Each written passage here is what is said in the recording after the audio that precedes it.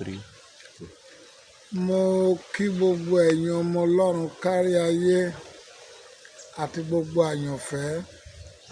Ìdí tí mo fi wá sórí afẹ́fẹ́ lónìí, pàtàkì ìdí tí mo fi tọrọ àforíjì táwọn olóyìnbó pè ní apology lọ́wọ́ màmá Tọ́pẹ́ Àlàbí. Ìdí àkọ́kọ́ tí mo fi tọrọ àforíjì lọ́wọ́ wọn, one, Bíbélì wípé ìjẹ́rìí ayé ni ìjẹ́rìí ọ̀run. Ẹni ipòkípò tá a bá wà nínú ọmọ Ọlọ́run, tí àwọn èèyàn mẹ́rin kan bá ti tako ohun tá a ṣe, a gbọ́dọ̀ correct ẹ̀. Èkíní, ìyàwó wa àbí ọkọ wa. Èkejì, ìdílé wa, ìyẹn ni ẹbí wa. Ẹ̀kẹta, tí ìjọ wa tó bá ti sọ pé kíní yẹn kù díẹ̀. Ẹ̀kẹrin, tí àwọn tí a ń wo àwòkọ́ṣe wọn bí àpẹẹrẹ rere tí wọ́n jẹ́ bí bàbá màmá nínú Olúwa, ìyẹn ni fún àwọn ọmọ Ọlọ́run, tá a bá ti rí tá a ṣe yẹn pé ó kù díẹ̀, a gbọ́dọ̀ ṣe àtúnṣe rẹ̀. Ohunkóhun tá a bá jẹ́ láyé táwọn mẹ́rin yẹn ò bá ti back up wa, tá a bá ti rí àléébù inú ẹ̀, a gbọ́dọ̀ ṣàtúnṣe. Torí ìjẹ́rìí ayé ni ìjẹ́rìí ọ̀run. Number 2 tí mo fi tọrọ apology lọ́wọ́ màmá wa Tọ́pẹ́ Àlàbí personally nínú mẹ́sẹ̀gì yẹn. Number 2, òun ni wípé màmá Tọ́pẹ́ Àlàbí ó prove pé ọmọ Ọlọ́run ọ̀gá ògo ni òun. Kí nìdí ẹ̀? Nígbà mo ṣe mẹ́sẹ̀gì yẹn tán, títí di ìgbà tí bàbá fún Sàkàndé pé ìyàwó mi, màmá Tọ́pẹ́ Àlàbí ó silent, kò reply mi. Àwọn èèyàn ẹ̀ wọn ò reply mi. Tí o bá kọlu ọmọ Ọlọ́run, tí o bá yín tá a fi ń mọ ìgbé ayé ọmọ Ọlọ́run ni pé ó kọlù, ó dákẹ́, ó fi hàn pé ó fi ohun tó ń fi jù ọ́ nínú ìgbàgbọ́, nínú ẹ̀mí hàn. So ó prove pé àgbà lòun, ọmọ Ọlọ́run sì lòun. Kì í silent ẹ̀ ni mo ṣe ìdí èkejì tí mo fi ṣe àtúnṣe nìyí. And ó prove pé ọmọ Ọlọ́run lòun. Ìdí ẹ̀kẹta tí mo fi ṣe àtúnṣe mẹ́sẹ̀gì yẹn ni wípé silent tí màmá Tọ́pẹ́ Àlàbí silent, ó fi hàn wípé gẹ́gẹ́ bí ọmọ Ọlọ́run ó fà mí lé ìdájọ́ Ọlọ́run lọ́wọ́. Ìdájọ́ Ọlọ́run kẹ̀, ó burú ju ìdájọ́ èèyàn lọ. Ẹ̀rí ọkàn gbọ́dọ̀ tètè pè mí sí àkíyèsí pé ẹni tó silent ìdájọ́ Ọlọ́run ló máa fà ọ́ lé lọ́wọ́. So mo gbọ́dọ̀ tètè escape ìdájọ́ Ọlọ́run. Tó bá jẹ́ èmi nìkan àtòun la jọ ń fà á, tó gbé mi lọ sí ilé ẹjọ́, èmi náà lábẹ́ ọ̀rọ̀ ọ̀fẹ́, mo ní àwọn kéékèèké lọ́ọ̀yà tí gbogbo wa jọ ń fà á gírígírí. Then ewu Ọlọ́run ti kúrò lórí mi. Kéwu Ọlọ́run má bàa wá sórí mi ní silent tó silent, mo ní ìdá tí ṣe àtúnṣe torí ẹ̀rí ọkàn. Ìdí ẹ̀kẹrin tí mo fi ṣe àtúnṣe, màmá Tọ́pẹ́ Àlàbí kọ orin kan sẹ́yìn wípé ká ríra lọ́rùn lójú, kò yẹ ká fàyè ìsárí mọ́. Ká ríra lọ́rùn lójú, kò yẹ ká fàyè ìsárí mọ́. Ìdí ẹ̀kẹrin ni pé mo fẹ́ dé ọ̀run gẹ́gẹ́ bí mẹ́sẹ̀gì tó ti ṣe tẹ́lẹ̀ sẹ́yìn. Mi ò gbọ́dọ̀ fi ayé parí ìrìnàjò mi. Ìdí àkárùn-ún tí mo fi ṣe àtúnṣe mẹ́sẹ̀gì yẹn ni wípé, orísun kan ṣoṣo ni èmi àti Tọ́pẹ́ Àlàbí ti ń ná ọjà. Ọjà tá a ná ni pé bàbá yẹ wá jẹ́ bàbá Tọ́pẹ́ Àlàbí. Bàbá Fúnṣọ́ àti màmá wọ́n jẹ́ bàbá Tọ́pẹ́ Àlàbí. Àwọn méjèèjì náà bàbá náà jẹ́ sí mi.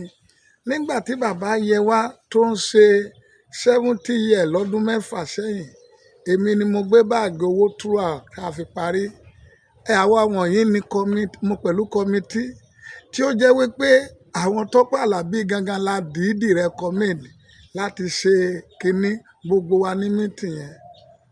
And ní gbogbo ìgbà yẹn èmi gan ni bàbá Yẹwà rán lọ fún bàbá Fúnṣọ́ Àkàndé ní IV pẹ̀lú ìyàwó wọn tí wọ́n dẹ̀ gbàdúrà fún mi. Ní ọ̀pọ̀ ìgbà tí àwọn ọmọ mi àti ìyàwó mi bá ṣe long holiday orí òkè bàbá àbíyè yìí àti àyàwó mi ni wọ́n máa wà throughout odidi oṣù kan lé tí bàbá dẹ̀ ń take care wọn láì gbowó ilé kankan tá a bá tún lọ tí n bá lọ gbé wọn á gbàdúrà fún wa. So èmi àti mọ́mì Tọ́pẹ́ Àlàbí orísun kan ni wá. Mo gbọ́dọ̀ ṣe àtúnṣe without look at any implication. Ní ìtẹ̀síwájú ẹ̀kẹfà ìdí tí mo gbọ́dọ̀ fi ṣe àtúnṣe tí mo fi ṣe àtúnṣe ni pé màmá Tọ́pẹ́ Àlàbí ìrìnàjò wa mo gbọ́dọ̀ wo ọjọ́ ọ̀la. Kí ni ọmọ tí ọjọ́ ọ̀la lè bí? Ní ọdún kan púpọ̀ sẹ́yìn ìgbé ayé bàbá Yẹwà ni mo gbọ́dọ̀ fi wo àwòkọ́ṣe. Bàbá Yẹwà ṣe kásẹ̀tì kan fún bàbá Ọbásanjọ́ nípa Festac èrè kankan. Ó sọ̀rọ̀ sí bàbá Ọbásanjọ́ nígbà tí bàbá Yẹwà fẹ́ ṣe 70 years. Bàbá Ọbásanjọ́ gan ni bàbá Yẹwà àtàwọn kọmitì fi ṣe Fathers of the Day. Ó dẹ̀ kó ipa tó pọ̀. So níyẹn tí mo bá ní Tọ́pẹ́ Àlàbí Olókùnkùn tó bá wá di ọjọ́ ọ̀la tí ìsọjà òní lana táwa lọ nájà ọjọ́ ọ̀la tí màmá Tọ́pẹ́ Àlàbí èmi àti ẹ bá pàdé gẹ́gẹ́ bí ìránṣẹ́ Ọlọ́run nínú ìpéjọpọ̀ kan ọjọ́ ọ̀la àwọn èèyàn máa bi mí pé ṣebí mo sọ pé Tọ́pẹ́ Àlàbí Òkùnkùn kí ló dé tí ìpéjọpọ̀ tí mo tó wá bá Olókùnkùn wà nínú the same ìpàdé. So my future half is ring. Ọjọ́ ọ̀la léwu mo gbọ́dọ̀ ṣe àtúnṣe mẹ́sẹ̀gì yẹn. Ìdí mìíràn tí mo gbọ́dọ̀ fi ṣe àtúnṣe mẹ́sẹ̀gì yẹn ni wípé tí mi ò gbọ́dọ̀ wo kọ́mẹ̀ntì àwọn èèyàn ni pé ohun tí èèyàn bá sọ nípa wa ọ̀tọ̀ ohun tọ́lọ́run bá sọ nípa wa ló ṣe ìkókó tí mo sì fẹ́ kí àwọn ọmọ Ọlọ́run kí wọ́n fi kẹ́kọ̀ọ́. Ìdí mìíràn tí mo fi ṣe àtúnṣe mẹ́sẹ̀gì yẹn wá nínú ẹ̀jẹ̀ ẹran ara àti ìbínú ènìyàn torí ojú tí mo fi rí ohun tó ṣẹlẹ̀. Kì í ṣe iṣẹ́ ìhìnrere, kì í ṣe iṣẹ́ ìgbàlà ọkàn, kì í ṣe iṣẹ́ ìjèrè ọkàn, kì í ṣe iṣẹ́ mímú èèyàn lọ ọ̀run. Ìyẹn kọ́ l'Olúwa pè mí fún. So iṣẹ́ kì í ṣe iṣẹ́ ká condemn ara wa ká bára wa jà kọ́ l'Ọlọ́run rán wa. Mo ní ìdí àtúnṣe. Àwọn ìdí tí mo fi ṣe àtúnṣe nìyẹn. Síwájú ìdí tí mo tó fi ṣe àtúnṣe ó ní pé kí àwọn ọmọ Ọlọ́run kí wọ́n bá mi pín mẹ́sẹ̀gì yìí, kí wọ́n bá mi pín. Ìdí mìíràn tí mo fi ní ti ìbínú yẹn Ọlọ́run pa Sódómù àti Gòmórà run nípa ìbínú. Ìgbà tí Jésù máa sọ fún wa ó jẹ́ ká mọ̀ pé mistake ńlá l'Ọlọ́run ṣe. Ó sọ fún wa pé yóò sàn ní ọjọ́ Sódómù àti Gòmórà ju Jerusalem lọ. Kí ni ìdí tí Sódómù àti Gòmórà fi wọ ìjọba ọ̀run tí Jésù tó appeal fún wọn ni pé Ọlọ́run fi ìbínú pa wọ́n run without giving them warning. Láì sọ fún wọn, láì pé ọkàn wọn sí ìrònú padà. That is why nígbà tí Nínéfì tí wọ́n tó fẹ́ ṣáṣẹ́ abẹ́ oore ọ̀fẹ́ Sódómù àti Gòmórà Olúwa ní mi ò ní padà ṣe the same àṣìṣe. Let me send people to them. Bíbélì wípé ìbínú ènìyàn ò ṣiṣẹ́ òdodo. Inú ìbínú ni mẹ́sẹ̀gì yẹn ti wá. So mo ní ìdàtúnṣe ẹ̀. Okun tí ó bá hùn káwọn ọmọ Ọlọ́run lè sọ kò ní ìtumọ̀. Ìdí tí mo fi ṣàtúnṣe nìyẹn. Síwájú ìdí míì tí mo fi ṣàtúnṣe, mo gbọ́dọ̀ dáàbò bo orúkọ Olúwa. Ohunkóhun tó bá ti lè mú ẹ̀gàn àbùkù bá orúkọ Olúwa, tí bóyá èmi àti dáàdì mọ́mì ní Tọ́pẹ́ Àlàbí àwọn blọ́gà á ṣẹ̀ṣẹ̀ gbé wa káàkiri, ó bàjà ó ṣe ké pẹ̀lú ọ̀ṣẹ́lẹ̀. It's an abuse of the name of Christ, an abuse of body of Christ. Ní agbára Ọlọ́run, láyé mi àti màmá Tọ́pẹ́ àti gbogbo àwọn ọmọ Ọlọ́run, orúkọ Olúwa ò ní tọ̀dọ̀ wa bàjẹ́. That is another one tí mo fi ṣe àtúnṣe. Another one ìdí tí mo fi ṣe àtúnṣe ni pé mo fẹ́ wá fa gbogbo àwọn tó ń pín mẹ́sẹ̀gì yẹn káàkiri, mẹ́sẹ̀gì màmá Tọ́pẹ́ Àlàbí yẹn. Násìrì ti sọ̀rọ̀ sí, ó ti ṣe. Mo wá fà wọ́n lé ìdájọ́ Ọlọ́run lọ́wọ́. Èyí tí Tọ́pẹ́ Àlàbí gbégbèsè rẹ̀ bóyá tòótọ́ ló ṣe, I don't know. Torí sí silent tó silent, ẹ̀rí ọkàn sọ fún mi pé bóyá ó fà mí lé ìdájọ́ Ọlọ́run lọ́wọ́, which is very tó léwu jù láyé. And mo wá fa àwọn èèyàn tó bá tó bẹ̀ẹ̀ sí pín mẹ́sẹ̀gì yẹn káàkiri. Torí tí mo bá lọ sórí YouTube àbí Instagram tọ̀dọ̀ mi àbí Facebook tí mo delete mẹ́sẹ̀gì yẹn, àwọn tó ń pín káàkiri ńkọ́, àwọn abọ́lọ́rùn àfẹ́ ńkọ́. So the only thing tí mo lè fi stop mẹ́sẹ̀gì yẹn ni pé kí n fa ẹnikẹ́ni tó bá tó proceed láti máa tan mẹ́sẹ̀gì tí ò tinú òdodo Ọlọ́run jáde wá yẹn láti máa pín káàkiri, kí n fà wọ́n lé ìdájọ́ Ọlọ́run. Látòní lọ, tẹ́ ẹ bá tó pín mẹ́sẹ̀gì yẹn, ẹ̀yin blọ́gà, ewu wà fún yín o. Mo sọ ọ́, àdàbí ò tí mi bá sọ ọmọ Ọlọ́run o, àdàbí tí mi bá ṣe wòlíì Ọlọ́run ọ̀gá ògo o, bọ́ tí n bá jẹ́ ọmọ Ọlọ́run tí mo lè jẹ́ wòlíì Ọlọ́run tòótọ́ o. Tẹ́ ẹ bá tó pín mẹ́sẹ̀gì yẹn, ìdájọ́ Ọlọ́run ni mo fà yín lé lọ́wọ́ o. Ẹ bá mi pín ti apology màmá Tọ́pẹ́ Àlàbí special one ni kẹ́ bá mi pín. Ìdí mìíràn tí mo fi ṣe àtúnṣe, òun ni pé ìdí mìíràn tí mo fi ṣe àtúnṣe finally, ìdí mìíràn tí mo fi ṣe àtúnṣe, mo máa lu kásẹ̀tì kan tí bàbá not now, mo máa lu kásẹ̀tì kan tí bàbá ní òpin mẹ́sẹ̀gì mi, tí bàbá Ayẹwà bá mi ṣe ní bí ọdún 12 sẹ́yìn, tó jẹ́ pé bàbá Ayẹwà gangan ló néèmù kásẹ̀tì yẹn pé ìmọ̀ràn àgbà. Tí bàbá Ayẹwà néèmù kásẹ̀tì yẹn pé ọ̀pá àgbà, màá lu kásẹ̀tì yẹn, màá fẹ́ kẹ́yìn ọmọ Ọlọ́run kẹ́ tẹ́tí sí kásẹ̀tì ọ̀pá àgbà yẹn. Ìyẹn ni ìdí mìíràn. Ìdí mìíràn tí mo fi ṣe àtúnṣe kásẹ̀tì yẹn ni pé mo fi kọ́ gbogbo ẹ̀yin ọmọ Ọlọ́run tí ẹ̀ ń gbọ́ mi ní ẹ̀kọ́.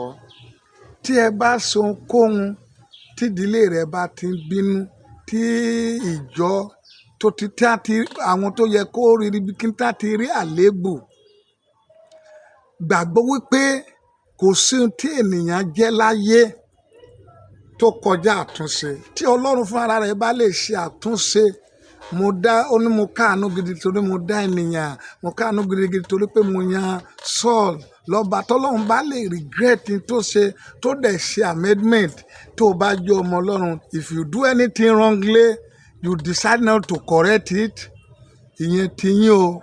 Èmi mo fi tọ̀wọ̀tọ̀wọ̀ tọkàntọkàn ṣe àtúnṣe mẹ́sẹ̀gì yẹn fún gbogbo ẹ̀yin ọmọ Ọlọ́run, pàápàá personal message fún mọ́mì Tọ́pẹ́ Àlàbí. Bí mọ́mì Tọ́pẹ́ Àlàbí bá dẹ̀ ní anything tó tún fẹ́, bóyá ó fẹ́ lọ gbé adájọ́, ó fẹ́ gbé kinní o, tó bá ní anything tó fẹ́, àbí ó fẹ́ kí n gbé sí pípà àbí anything, mo faramọ́ láti ṣe. Torí àwọn tí mo kà sílẹ̀ yìí, anything tó bá fẹ́ o, mo ṣetán láti ṣe. Torí pé ìrìnàjò mi sí ọ̀run ló mátà, kì í ṣe ti ayé yìí. So àwọn ohun tí mo sọ nìyẹn. Finally, mo sì sọ fún mo gbàdúrà fún ìdílé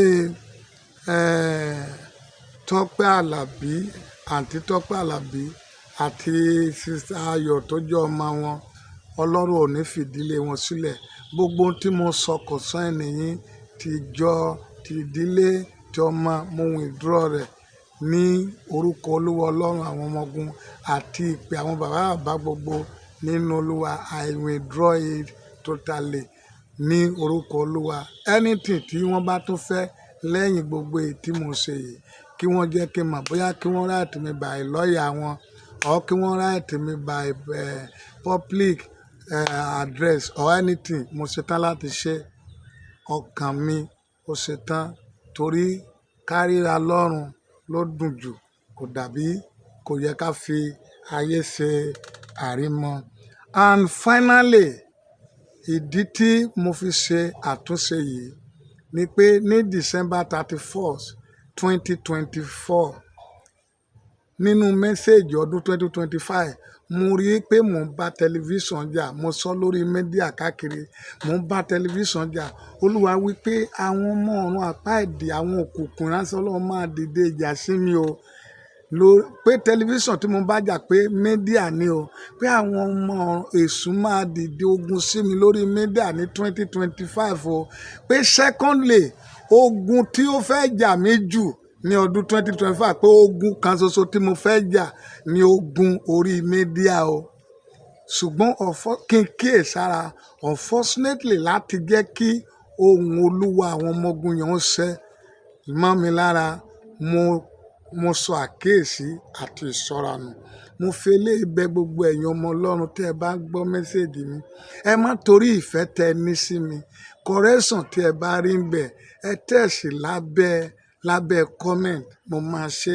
Mo bẹ̀ yín ní ìyọ́nú Ọlọ́run. Lẹ́ẹ̀kejì, mo dẹ̀ tún bẹ̀ yín, gbogbo ẹ̀yin fans mi, àyàn ọmọ Ọlọ́run, ẹ gbàdúrà fún mi. Ẹran ara, ẹ̀jẹ̀ ayé kò gbọdọ̀ borí mi, kò gbọdọ̀ gba ayérayé lọ́wọ́ mi. Bó kù díẹ̀ kí n já Ọlọ́run kulẹ̀, kí Ọlọ́run kó jọ nínú àánú ẹ̀ kó fi ikú bo àṣírí mi, kí n lọ ní àbọ̀jọ́ mi, kórúkọ mi ò má bàjẹ́, kórúkọ ẹnìkankan má dẹ̀ ti ọ̀dọ̀ mi bàjẹ́. Gbogbo ẹ̀yin tí ẹ rí àtúnṣe yẹn bí òdodo, kò yẹ kí n ṣe bó ṣe yé yín sí nìyẹn. Ẹ ní òdodo tí àwọn tó jẹ́ Ọlọ́run táyé bá ti condemn, ó ní ìdàtúnṣe nìyẹn. Ìjẹ́rìí ayé ni ìjẹ́rìí ọ̀run. Àwọn ohun tó fà á tí mo fi fún màmá Tọ́pẹ́ Àlàbí ní special apology torí program yẹn òun nìkan ni mo rí tí mo bá sọ̀rọ̀ nínú ìbínú, ẹ̀jẹ̀ àtẹran ara. Mo bẹ̀ yín ní ìyọ́nú Ọlọ́run lẹ́ẹ̀kan sí i. Mọ́mì Tọ́pẹ́ Àlàbí àti ìdílé wọn àti Sister Ayọ̀ ọmọ wọn, ẹ má bínú torí Ọlọ́run. Àti gbogbo ẹ̀yin ọmọ Ọlọ́run tí inú ń bí, ẹ má bínú lẹ́ẹ̀kan sí i. Mo bẹ̀ yín ní ìyọ́nú Ọlọ́run. Olúwa yóò wà pẹ̀lú yín o. Ilé yín ò ní dàrú o. Ayé yín yóò máa tẹ̀síwájú. Àti èmi àtẹ̀yin, a ó jọ dé ọ̀run. Gbogbo ẹ̀yin tẹ́ wá jẹ́ mẹ́sẹ̀gì dọ́dọ̀ gbogbo àwọn ọmọ Ọlọ́run, mo dúpẹ́ lọ́wọ́ yín. Kànga ẹ̀mí mọ́ yín ò ní gbẹ o.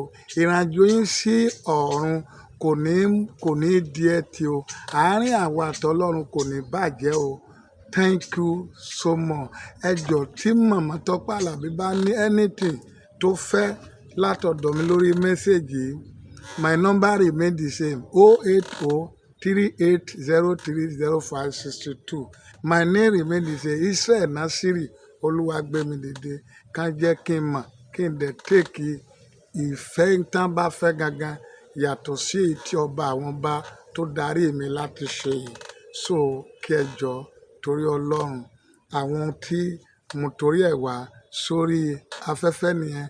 Finally, mo dúpẹ́ lọ́wọ́ gbogbo ẹ̀yin ọmọ Ọlọ́run tí ẹ̀ ń kọ́ṣọ̀ mi, tí ẹ̀ ń tẹ̀lé mi, tí ẹ̀ dẹ̀ ń rí error àti òtítọ́ láti correct mi. Mo dúpẹ́ lọ́wọ́ yín o. Mo sì tún dúpẹ́ lọ́wọ́ gbogbo àwọn ọmọ Ọlọ́run tí wọ́n celebrate àjọ̀dún àwọn obìnrin ní àná sí òní ní ọ̀nà kan àti ọ̀nà kejì. Mo dúpẹ́ lọ́wọ́ yín o.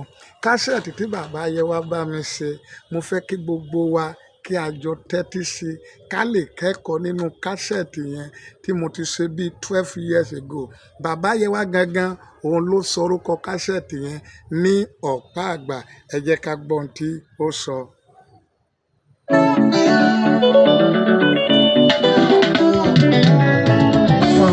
Má gbọ̀pá lọ́wọ́ àgbà, àgbà lè má sọ̀rọ̀, ó léwu.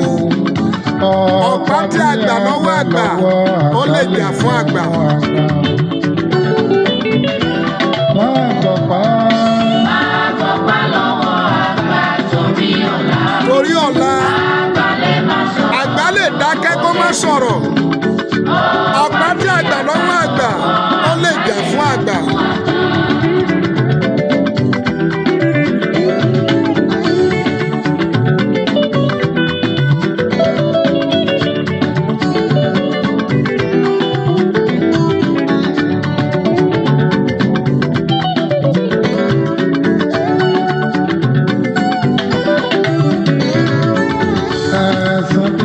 Ẹ̀ṣẹ̀ tí ẹ rí yẹn kò bóògùn, àṣepamọ́ ló wà, kò sí àṣegbé. Má gbọ̀pá. lọ́wọ́ àgbà torí ọ̀la. Àgbà lè má sọ̀rọ̀, ó léwu. Ọ̀pá tí àgbà lọ́wọ́ àgbà, ó lè jà fún àgbà.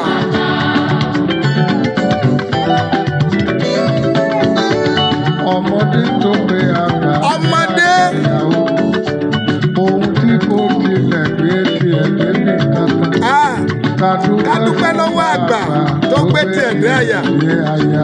Ọmọdé tó pe àgbà ní àgbàyà, ohun tí ò tí ì gbé tiẹ̀ dé eégún. Ká dúpẹ́ lọ́wọ́ àgbà tó gbé tiẹ̀ dáyà. Ọ̀pá tí àgbà lọ́wọ́ àgbà lè jà fún àgbà.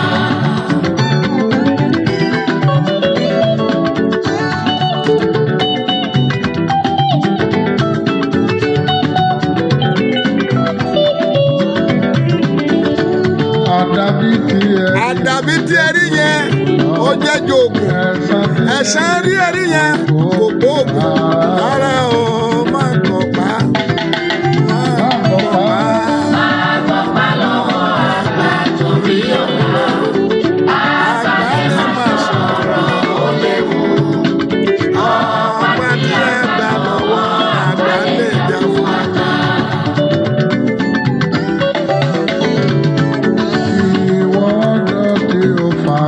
Ó ṣẹ̀ṣẹ̀ má gbàgbé pé àgbà ń bọ̀ wá kà ọ́ lọ́la. Ìwọ ọ̀dọ́ tí o fi àgbà ṣẹ̀ṣẹ̀, má gbàgbé pé àgbà lè padà wá kà ọ́ lọ́la. Àgbà lè má sọ̀rọ̀, ó léwu. Ọ̀pá tí àgbà lọ́wọ́ àgbà lè jà fún àgbà.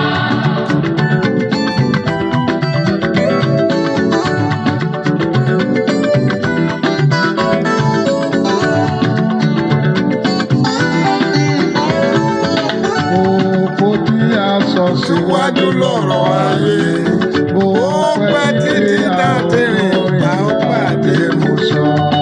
Òkú tí a sọ síwájú ní ọ̀rọ̀ ayé, ó pẹ́ títí dáadé rìn a ó pàdé lọ́jọ́ kan. Àgbà lè má sọ̀rọ̀, ó léwu. Ó léwu, ọ̀pá tí ẹ gbà lọ́wọ́ àgbà lè jà fún àgbà. Ìmọ̀ràn ni mo gbà gbogbo ọ̀dọ́. Ẹ jẹ́ ká bọ̀wọ̀ fún gbogbo àgbà wájú wa. Ìmọ̀ràn mi ni mo gbà gbogbo ọ̀dọ́. Ẹ jẹ́ ká bu ọ̀wọ̀ fún gbogbo àgbà iwájú wa. Àgbà lè má sọ̀rọ̀, ó léwu.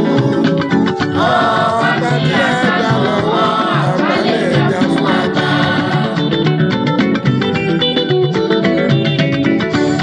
Ọmọdé lè ní Ní aṣọ bí àgbà mo wí, kò lè ó lè ní àkísà bí àgbà mo sọ mo lọ.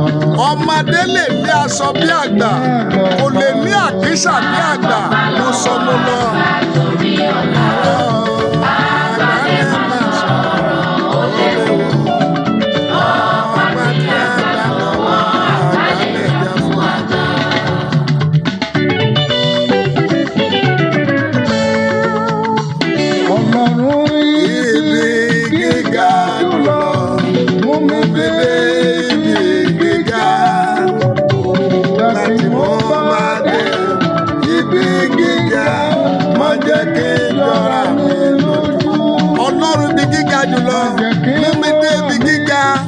tí mo bá dé ibi gíga má jẹ́ jọra mi lójú.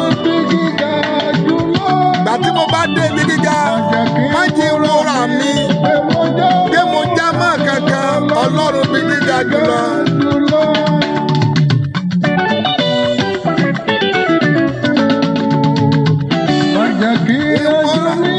Dàbí tó bá sọnù Ọlọ́run bí gíga jùlọ.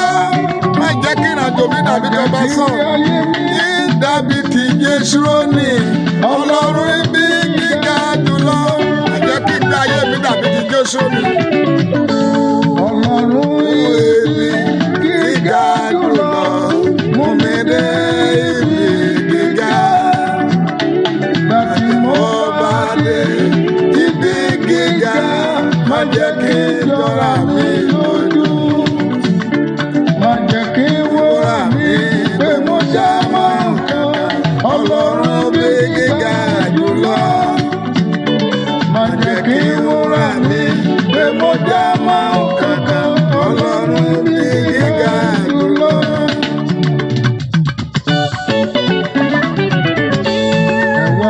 Ayé onígbéraga. Ẹ wá wá ayé onígbéraga. Olúwa ti ga tó lọ́run. Ó tún júbà onírẹ̀lẹ̀.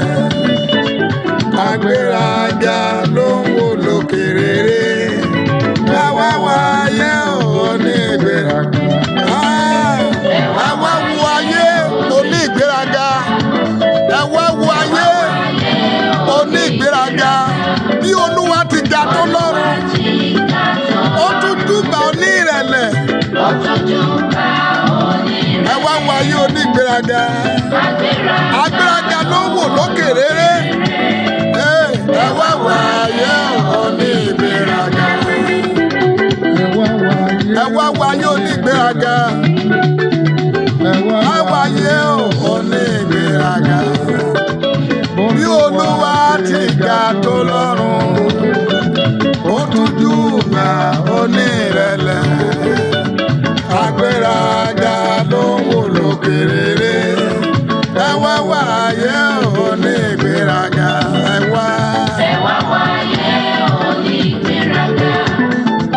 Ẹ wá wá ayé onígbéraga. Olúwa ti ga tó lọ́run. Ó tún júbà onírẹ̀lẹ̀. Agbéraga ló ń wò lókè rere.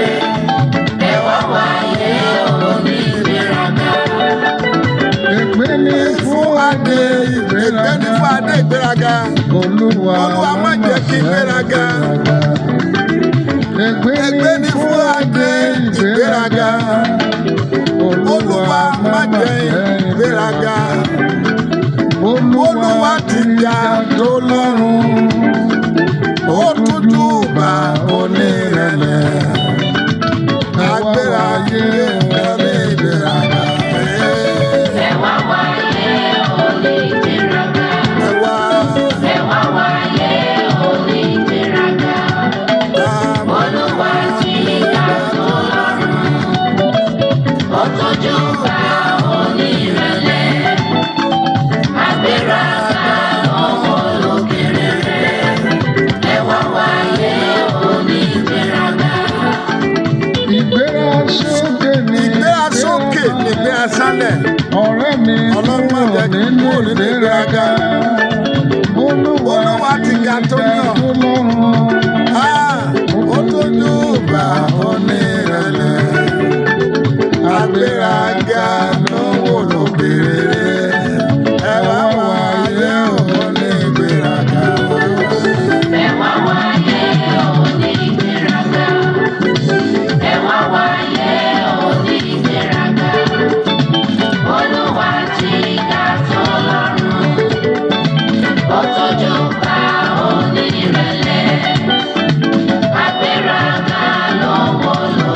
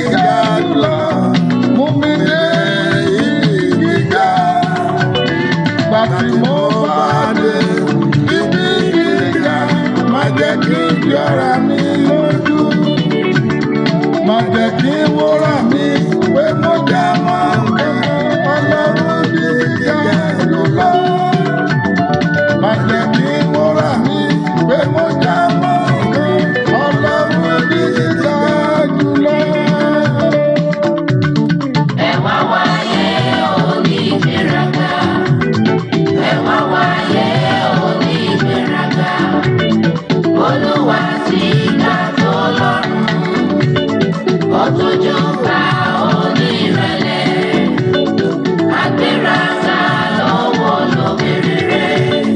Ẹ wá wáyé onígbéraga.